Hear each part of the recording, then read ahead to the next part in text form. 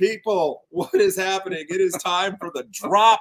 It is 12:30 on Thursday. We are at Cactus Records, world famous Cactus Records, and the big boss, you know him, Quinn Bishop. We love him. It's been a minute, bro. It's been a minute. It's been 2 weeks. A lot has happened. Yeah. And, I guess we had baseball fever last time, and we had baseball fever. That has since been eradicated. Yeah, but and Houston's so crazy about their Astros. I mean, there was an in-depth sports talk conversation I was listening to on the way over here about opening day already. So I'm in. I'm ready. Let's talk music, baby. All right, let's do it. And, we got to kick it off because this is we're waiting to talk about this. This is huge. This is enormous. First up, this is honestly the most remarkable, unexpected comeback I can recall of any music entity, artist, band, whatever. Hit them. ABBA, Voyage, the first album in 40 years. And the reviews on this range from, very good, excellent, return to form to a little disappointing. But, I always feel like with heritage acts, the best you can do is not to sully your legacy, and at best it isn't on par with your best work. Right. It's very rare that something is like transcendent as a last statement. But I will tell you, without a critical assessment of it, sonically, this is what like this is like a remarkable. Snatching it's exactly what you would expect. It's exactly what you want, and if you're a fan, and it just really snatches their sound back from the brink of oblivion. It is really something. Good gosh. So quick story.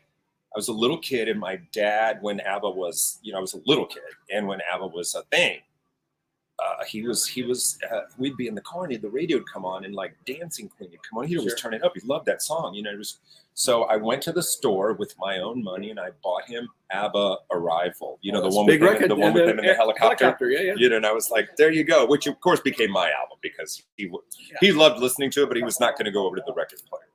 So, anyway, and really two musicians talking about ABBA. Yeah, they are, they really get sold short as like this pop twee band, but the music is remarkably complex. It's the chord structures, string arrangements. Amazing. It's beautiful, sophisticated. Absolutely. That's all. Absolutely. All right, another big record. The last record was a poetry record. There's a brand new Lana Del Rey record. This is another surprise. Just kind of popped up. I think that's how big artists like to do it. Yes. It's like you can't compete with ABBA in that respect. But hey, I got a new record. Bam, there it is. And from what I hear, I think fans will really like this. She's cool. For me, she's one of those you're either into her or you're not kind of I think artists. That's very true. My personal take on it is like, I can't tell. I don't know how much artist is there. Right. Like, I can't tell. Is it her making the records? Is the producer making the records? What's happening here? I don't know, but it is chill and it's cool. Didn't she get some guff for her Saturday Night Live performance? Maybe. What was that about? That was maybe the most zombied out, weirdest. Wasn't it because she was like? She said she was, I think, just completely incapacitated by fear of performing on national TV. I don't know if that's the case, but it is a weird performance for sure. Now, I love this artist. Our staff, huge favorite. We're all excited about this. There's a brand new Courtney Barnette, Aussie indie singer songwriter. As with most Australian artists, great accent, but she's terrific. A great guitar player. Yeah. She's super cool. I didn't know there was new. Yeah, brand new. Just dropped, and haven't heard a note yet. I'm really looking forward. The vinyl is en route. I wanted to ask you something, and I was thinking about this because I was listening to another show that I listened to, and they were talking about. I guess the subject came up because Billie Eilish just did Sesame Street. Oh yeah, she did her little duet was with the Count. Oh, love the Count, and it's wonderful. They played it on the radio, and it's amazing. I was listening to Sirius Satellite. Oh, I gotta check that out. But they went into a whole thing about artists that have performed that have been on Sesame Street, and if you don't know, that list is large. It is insane. Yeah, I mean, and everybody's got their like top 10 appearances. You know, like Rolling Yeah. Stones got one, Billboard put one out. It's all over the place. Oh, that's cool. Like somebody had, I didn't know Johnny Cash had done it. Yeah, I remember Johnny Cash being on there. You know, Debbie Harry, Alice Cooper. Well, Debbie Harry came up. Debbie Harry did the Muppet Show. She didn't do Sesame Street. That's you know, but I mean, they were going down that list, and it was crazy. You know, of course, you know Stevie Wonder. You've seen the video. You know, you've seen, but I mean, they went deep into like how many people have played on Sesame Street, and it is ridiculous. I can't wait to read that. Anyway, there you go. All right, another indie rock female artist, Snail Mail, has a new record out called Valentine. This one's on an indie store exclusive, gold vinyl. And this is on Matador Records, and I'll tell you that this is great label, and this is in keeping with that very 90s alternative sounding record for people that aren't familiar with her. This is what we look, at the record store. We get excited about artists that every record, sells consistently until the next one comes out, and then that one's bigger than the previous one, and it just keeps building. She's on that ladder, and this record has been explosive upon release. It came out last week, and it's going to continue to do really, really well, and I think be on a bunch of best lists. And it looks like it came out in the 90s too, which I think is really cool. Yeah. Before I got to go back. I'm sorry, Feist on Sesame Street. Oh, I know that. That's great. Yeah, and they played it, and I'd never heard it, and I was like, that's amazing. That song. Sorry, yeah, it's so good. It lends itself perfectly. Next up, I like the cover on this. I'm zooming closer. Get in there. So for Radiohead fans, look, I'm just gonna keep scrolling this like this. Special effects. Yeah, it's the budget. This is what we got. This is what we got, people. But for those that don't know, Radiohead had two monster-selling albums that were released, I believe, a year apart, Kid A and Amnesia. Those two records were initially conceived of as a double album. Oh, and so they basically split the tracks. This reissue restores the album as originally intended, packaged as a double album. Resequenced, I believe, and of course remastered. There's vinyl on this as well, but again, this came out Friday while we weren't here, and the initial pressing of the red vinyl for indie stores is sold out. We're expecting more very soon, but that's a very cool piece. They've really kind of emerged as, the Pink Floyd for the alternative generation. Yeah. And, the body of work is tremendous and arty and cool and out there. And it's going to be interesting because I think about these records as being very unique records. And I'm curious to see what happens there. Yeah. This is cool. Yeah. How about this? We have, everybody knows Dave Gahan from Depeche Mode. And he makes solo records from time to time, and his new record is a covers record. And I think really? I think it's, rite of passage. Every solo artist has to do a covers record at some point. And very kind of singer-songwriter based material he's pulling in. There's Neil Young, A Man Needs a Maid, Bob Dylan, Not Dark Yet, Always on My Mind, Dark Into the Street by Dan Penn. Yeah, he's not covering Louie on this. So. He is not, and he's also not covering a lot of modern stuff that you wouldn't. It's not. It's kind of a singer-songwriter's American Songbook of the rock era, kind of a lot of that stuff, and not a lot of too odd stuff. I think it's going to be great. He's got a great voice. I love his voice. Always loved his voice. Fans will really dig that. The return of Damon Albarn. We often talk about records that were lockdown records. This is one he did, and it is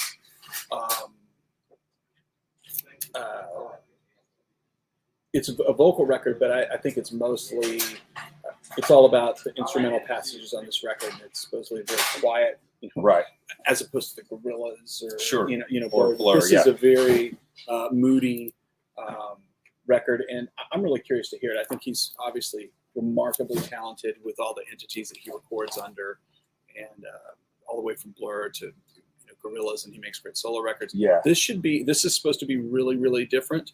The title is More Pure, The Stream Flows, and that's out on CD and LP as well. I've seen a couple of really, really interesting interviews with him. I had heard the name Blur, but I didn't really become aware of them until I couldn't figure out why that guy from Oasis kept talking trash about them. And apparently there was some beef. Oh yeah, but everybody knew Oasis, and at least America, in the U.S. Like 2 years later, we're like, what is who is this blur? What is happening? And there'd be some headline on NME or something that no one could understand because it was like very slangy. Yeah. It was very. I was like, what is happening? What is Blur? So yeah, and I think the first two records over there were like monsters over here until they had the Duran Park Life Duran was the one that folks started listening to here, I think, right? The one with girls and boys. That I remember that being just like the monster single. Right. But I think that's like their records, and so yeah, who knows? But here we go. All right, we're gonna literally pick up the tempo. Yes, sir. Come on. With some disco stuff. Yes. Kylie Minogue, still going. Global superstar. Absolutely. And not the global superstar in the States that she is in the rest of the world. Correct. So she put out this record, Disco, during, I'm guessing it was done prior to the pandemic, that came out. And for people that and I know this comparison is made a lot, but it is true in this case, people that like the pop on the Madonna disco pop variety. Sure. That record was a huge hit. People flipped out on it and just loved it. So this is called the Guest List Edition. Yes. And it's expanded version, remixes of that record, and as well as a DVD and outtakes. And it's a cool package. Of course, very cool package. You get a throwback photo that looks like a K-Tel disco pop. Exactly right. Yeah, exactly right. So she's great. Fans should look for that. I have a friend who is a music writer who will not be named, who probably already has that. Is such a huge Kylie Minogue fan. It's like the only Kylie Minogue fan I really know. I think we're probably thinking the same person. We probably are, yeah. Yeah. That's all right. That's good. That's very good. And, we're going to tie it together with Diana Ross's back with her first album in decades, and she's on Decca now. This is I think more of a I think this is a little more of an upbeat record from what I'm reading. A lot of artists, when they get to a certain age, those records become very tame and AOR. Dinah can't completely do that. She's tied to so many eras of music, from obviously Supreme's upbeat '60s pop through disco. She had huge disco through her own hits. Massive disco phase. So that's on such a great that's voice, on the rack. man. That's on the racks. Good. I think it's always super cool when these legacy artists aren't just sitting at home counting money and they're making new music. Somebody's calling about it. They want to buy that right now. Absolutely, and call now. These are perfect to mention back to back. And here's Rod. Oh yes, sir. Rod the Bod. Back, new record, and he's one of those guys that's had like Ringo, like a lot of these other artists where they weren't. They've kind of come through the other side. Now they're writing all their own music, and he's doing that. He can always go on the road and play all the hits and fill up the coffers with buckets and buckets of money. Yeah. But he still feels it's important to make new music. Yeah. For him. Have you heard this one yet? Fans, it just came out. Okay, got it. It comes out tomorrow. So I'm curious because he's been kind of crooning for a while now. Yeah. And just wondering if there's I wonder if there's a rock song on here. I don't know. I think it's probably kind of a lot more middle of the road. He did those 4 American Songbook series. Right. Yeah, that's what I mean. Those were huge records, but I thought those were odd because he, in nowhere in his previous recordings did he even nod to the music of that era. And then he did 4 albums of it. It's not like, McCartney and other artists had an appreciation for it, but I don't know. Well, it's called The Tears of Hercules, so I don't know if there's going to be some super upbeat stuff on. Oh, Rod. All right. So get your handkerchief ready. Okay. So, multi-platinum, one of the biggest acts ever in the history of LP. The Eagles have an archival release called Live at the Forum 1976. This is recorded, I think, 2 months before Hotel California was released. They played a bunch of these songs while they were still mixing the record, so it was actually probably the first time these songs were performed live. So you get all the hits plus the best stuff from Hotel California, New Kid in Town, obviously everything. Yeah, basically hit. Now I'm gonna point out something that I haven't read anywhere else, and I think it's because this comes out tomorrow and people haven't seen the album art. Hit me. The 2 original Eagles, Glenn Fry and Don Henley had a huge beef with lead guitar player Don Felder. Sure. Right? Yeah. Because they basically wanted him to opt out of his ownership of the band name so that they could keep all the money. Okay. So it's been just a brewing thing for years, and they've not acknowledged it. So Don is co-wrote Hotel California, co-wrote Already Gone, co-wrote a bunch of the big hits. Yeah. He plays on this record. In the individual band photos on the back, there's only 4 people featured. It's like, hey, Don. That's fantastic. You didn't exist. Right. You didn't exist. That's you didn't contribute. crazy. And that is really kind of, man, old school, just trying to erase you from history. Only happens with the biggest bands. Yeah. That's the best beat. They can just skewer like, each other like was no one else. Was Hotel California the single off of Hotel California? Was that the first? I don't know. I was having this conversation with somebody the It other might have day, been, and I have no because there's idea. Life in the Fast Lane. You can count on that. Oh, God. So Let's get to this all right, now because this I'm is so one of excited about this. This is one of my Jesus. favorite bands' favorite debut albums ever. The first 2 Pretenders records have been upgraded and reissued with tons of unreleased material, BBC sessions, a live show at the Boston Theater in Paris, demos. I mean, Chrissy's just the coolest ever. This band is one of the best bands ever. Just incendiary music. You talk about chemistry. There was something about these 4 people that there was just something about them. I remember I think the first Pretender song I heard was, of course, now I can't find it. It's probably Brass in Pocket. Gee, there's a ton of stuff on here. Yeah. It's got the great guitar. Da da da da da da. Oh, that's The Wait. Yes, The Wait. It was the first song I heard. I don't know where I was. help from the studio. I had audience. I help love from it. our producer. I had it's perfect. And I just remember thinking it was one of those moments where it was like, what is that? Yeah, that guitar. It's like I want that right one of now. the most underrated James guitar Honeyman Scott. players ever. And you talk about tragedy hitting a band. 2 guys. James Honeyman Scott, Pete Farndon.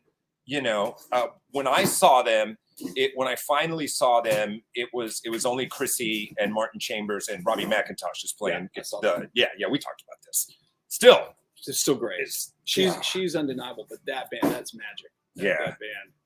that is. And so tons of extras. If you love this debut album, which many people do, this is one. Look, if you don't even listen to the music, just frame that on your wall because that's rock and roll.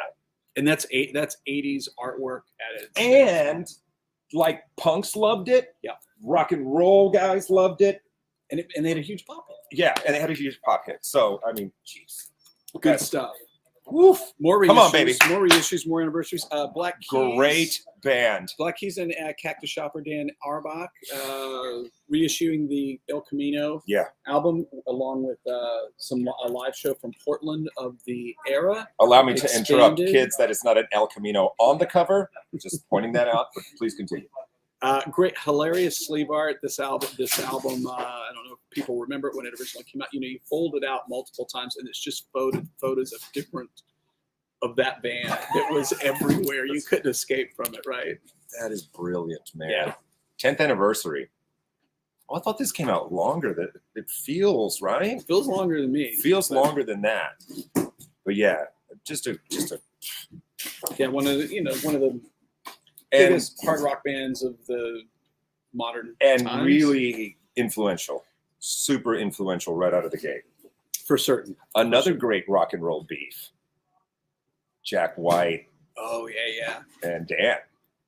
Yeah, I can't remember the details. So but I remember they were. So going at I think Jack White moved to Nashville, right? They were already in Nashville, and that's when it really got crazy. Yeah. Yeah, that was great. That was awesome. And why? Because they're from Ohio. Who knows? He's from Detroit. Who knows? Get over yourselves. Who knows? Oh, there's only 2 people in your band. I had only 2 people in my band before your band. Whatever. It's like, And it hasn't really stopped. No. since then. There's somebody right now, the guitar player and drummer, forming a band. Well, Flat Duo Jets. Yeah, that's kind of the original, right? Which That's was what I like always think of. 85, 86, maybe 87. even earlier than that. Yeah. Dexter Rom Weber. Yeah.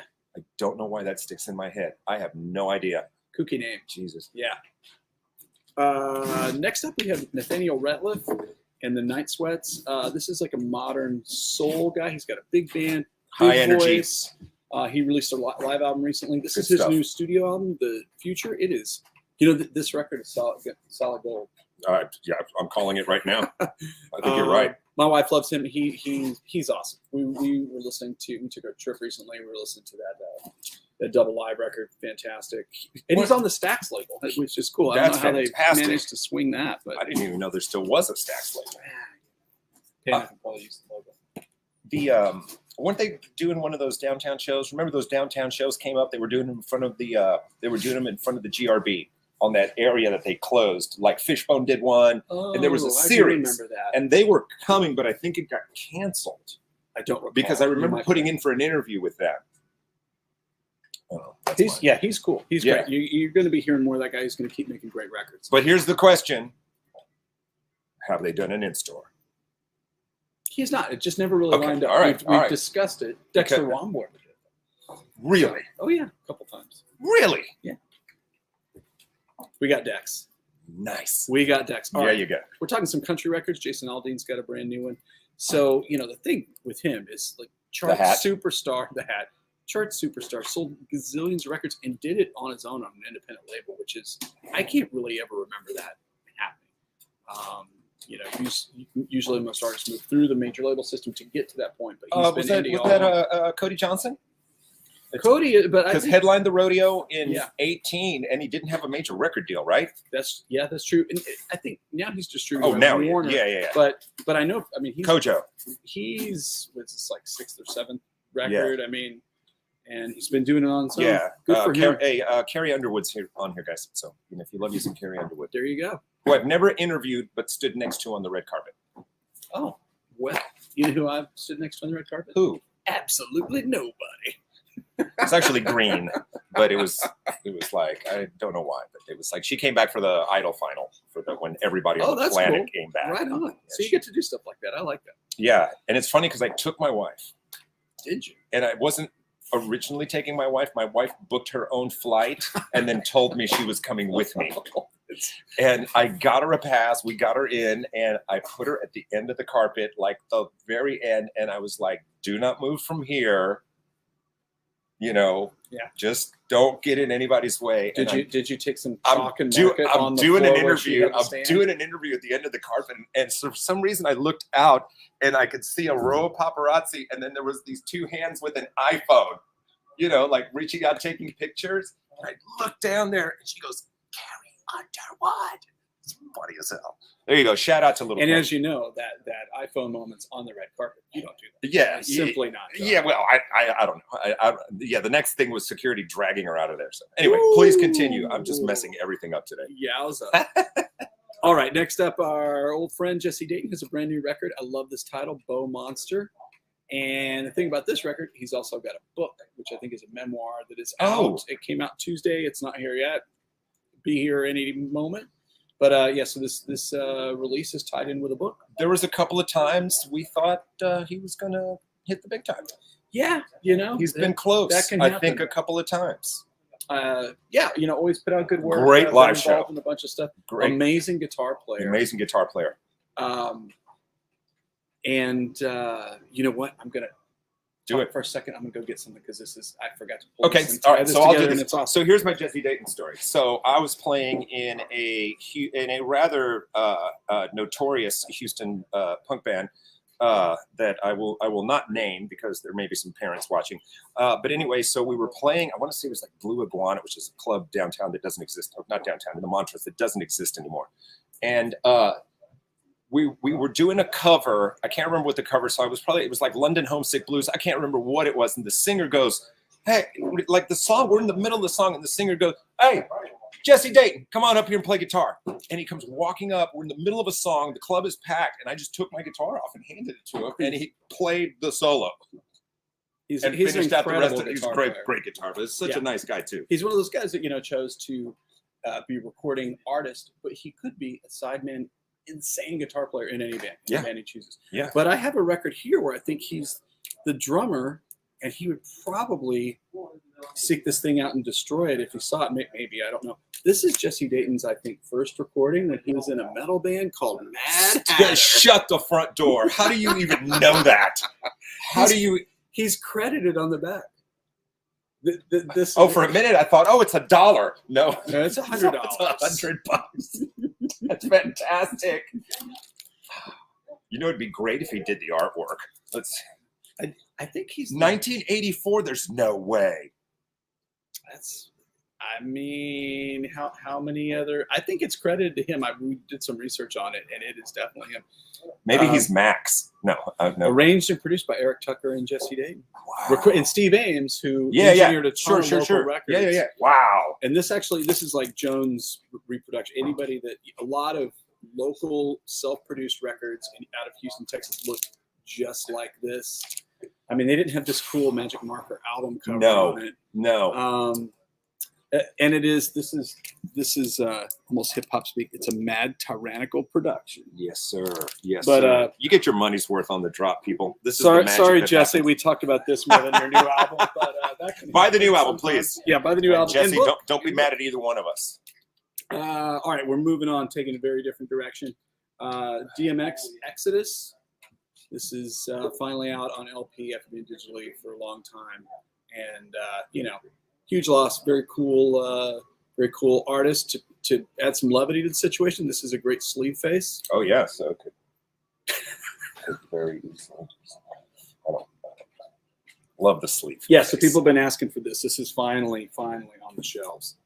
Oh man, look, we got so much music we can't even. I know it's overflowing. It is overflowing. Our cup runneth over today. You're getting the extra jam-packed drop today. Continue, my friend. Next up, we have the new Summer Walker album, and this was another one that was just like a total surprise. They just dropped it. Don't know anything about this. It was embargoed, meaning we weren't allowed to talk about it until street date, and here it is, just announced. And her last record was over it. The new album, still over it. Huge digital artist. A lot of people asking for vinyl. The previous record, we've not been able to keep the vinyl in stock. This new vinyl has not been scheduled for this record, but available on CD and digitally right now. All right. And an artist to watch. It's going to be a big record. Yeah. Okay. Keep going. An artist I love, Amy Mann, has a new record, Queens at the Summer Hotel. And this was inspired by a literary work. And she just tried to write songs from that point. One of the odd situations where a book becomes a record. But yes. She's totally great, and I have not spent any time with this. I'm looking forward to it. She's always interesting. Literate, good power pop with a little bit of weirdness. Take it with you. I love it. Back to Houston, Steve Tyrell, Shades of Ray. One of our favorite Houston guys. He's a legendary record-making guy. Producer, worked with Dionne Warwick and Burt Bacharach in the 60s and early 70s, and B.J. Thomas and a bunch of other artists. But most people know him because he sang all the music in the Father of the Bride movies, which he was producing the soundtrack and just ended up singing a bunch of the tracks, and they liked it and used it. So he's done these themed records by different artists, and the latest one is a Ray Charles tribute. Steve is a super cool cat and Houston guy. There you go. And always happy to feature him and what we're talking about. Perfect. And of course, Jerry Garcia reissue. Very cool. They're going through the vaults, and it seems like there's one of these every few months. And you would think it would run out of gas, but they keep getting amazing reviews. And it seems like they're doing for an artist that recorded everything that he did pretty much live. Yeah. You'd think they'd miss once in a while, but this is who's this with? It's Madison Square Garden. Recorded live. And always a lot of interesting covers. 1991. Was a lot of interesting covers and stuff on there. Right. And fans just line up to buy these reissues. Obviously no brand new music by him, but a lot of great. Don't let Craig Levati see this.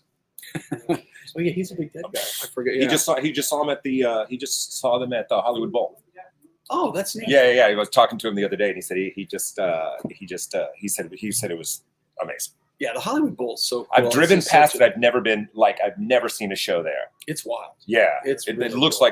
like a great place to just weather's perfect all the time. Yeah, absolutely. It's very Hollywood. Very Hollywood, man. I'm excited to talk about this record. This guy has been making records for a while. People know him from documentaries, or you might see him on, television playing with somebody. But this guy is like, very unusual artist. And this is him he's got a bunch of guests on here.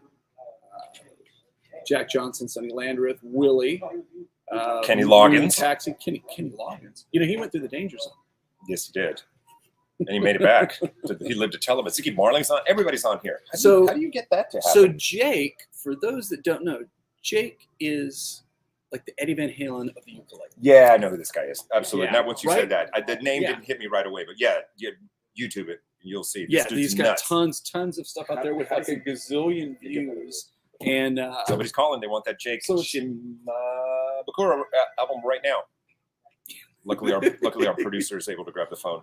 So check that out. I mean, you don't own a record that sounds like that, and this is a good one that has a bunch of guests on it. Fun stuff. Another Cactus favorite. Do you know this band, Endless Boogie? No. Do you know this band? No. This is a cool band. I believe this is the 5th album. So Endless Boogie. Where are they from?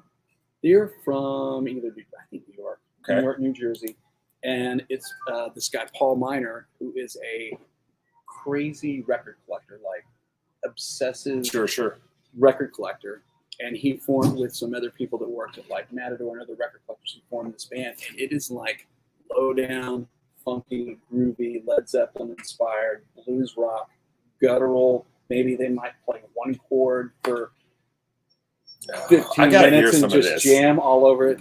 If you need some like hard rock, bluesy weirdness, I'm excited. This is great stuff, and they have a new record on the racks. And I'm sorry, that's a great name. Oh, it is a great name. It's a great name. Endless Boogie? That's a Sign great. me up. You got some Endless Boogie? Let's do that. Great name. Check out that band. If you're a rocker, you need to hear that. Oh, this is interesting. And we're going to end with this. This is the, say this is the exclamation point we've been waiting for. One of the most important records ever. Big anniversary, 30th anniversary of Nirvana's Nevermind. The press machine is ramping up on this thing like crazy. There's multiple versions of this, as it should. Multiple versions of this thing. This is the CD expanded box set that has, I think, 3 different shows in addition to some content that's been available before, but 3 different legendary performances that have not, I think they've been available as bootlegs, but they've never probably sounded this good. Broadcast shows, and, of the band in its prime touring for this record. I may have the opening act wrong, but I believe the Houston show touring on this album, which I'm sure you were probably at. I was there. Yeah. Was it Sister Double Happiness? I think it was. Okay. So a buddy of mine says, "Hey, Nirvana's playing. We should go." Yeah. So we walk. It was at the. It's on Washington. The Vatican. The one on Washington. The one on Washington, right by the traffic. So we walk over there. There's a line of people outside. He walks up to the front and he talks to the guy, and the guy's like, "Yeah, hey, sorry, man. I can't do it." And the guy working the counter, the ticket thing, walked off and talked to some guy to come fill in. It's a guy I know really well.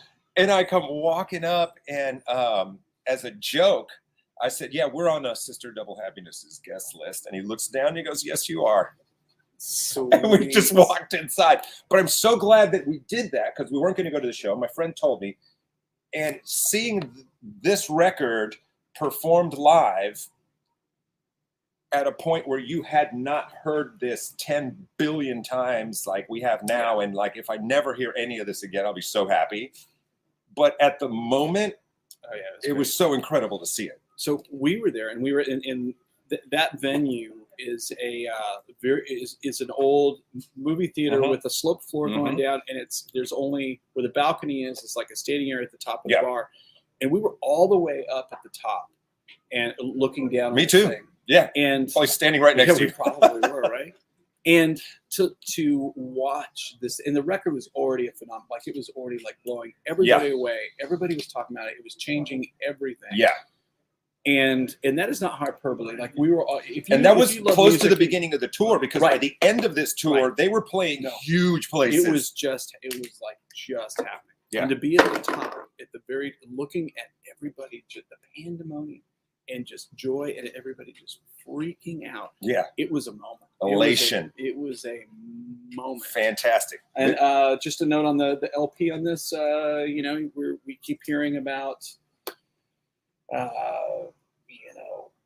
transportation issues and supply chain issues. The record is out tomorrow. There's no records anywhere on this thing. Good luck. The record company Universal could ship, I think, 5% of what the orders were to retail. So wow. There are scant copies of the vinyl, which will be forthcoming once it can when can people come down here and buy this? Well, they can buy the CD editions tomorrow. Okay. But the LPs, we don't know when they're going to show up. And I don't think Universal, I think they're in a container ship somewhere. So if I try to run out into the parking lot with this. Well, that's the CD. Oh, so there's not the vinyl. It's not the vinyl. Oh, see, I missed that here. I missed the part. Okay, I'm not going to run out into the parking lot. I'm going to wait for the vinyl, and then I'll try to steal that. Is that it? Yeah, we did. My brother, you came strong. You went hard in the paint. I love it. All right, guys, we're gonna wrap it. We're gonna wrap up the. No one has ever said that. Yes, I just did. We're gonna wrap this up. We will see you next week again. So share this, find it in wherever you find it, share it, send it to people you know and love, and we'll see you on the drop next week. Peace.